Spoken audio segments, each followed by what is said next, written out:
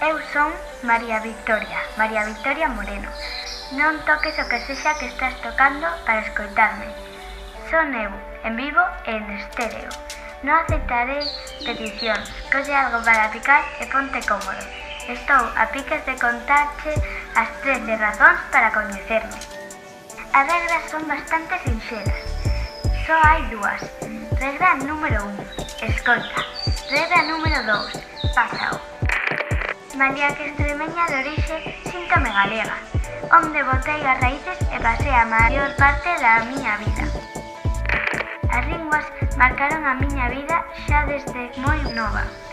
Dominei o galego, o castelán, o catalá, o francés, o italiano e o portugués. E coñecía o latín, o árabe, un pouco de ruso e de romancés. Só me faltaba o chinés.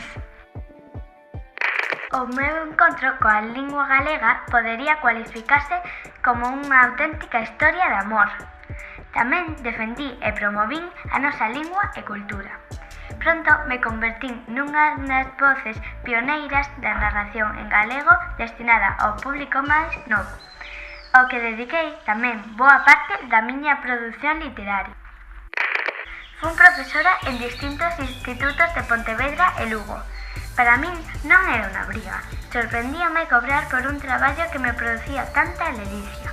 Defendí o ensino libre, sen arbitrarismos, baseado no xogo e no afecto.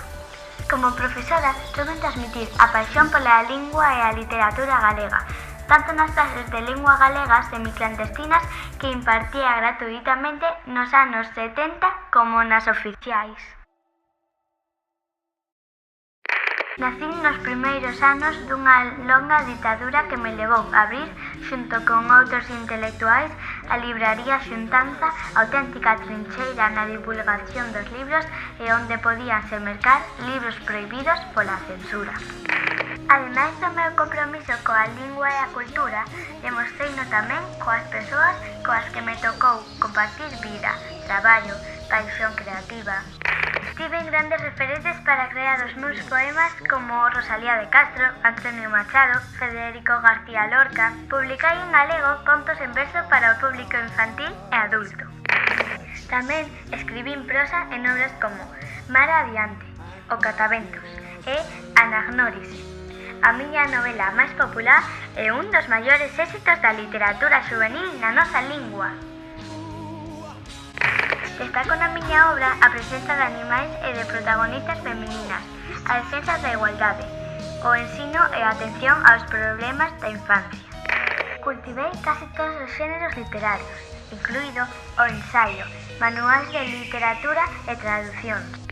Cabe resaltar a miña paixón polos cans.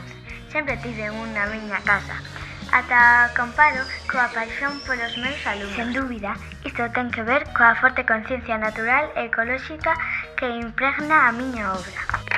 Creei unha biblioteca na que quedaba patente os meus gustos literarios e os intereses académicos.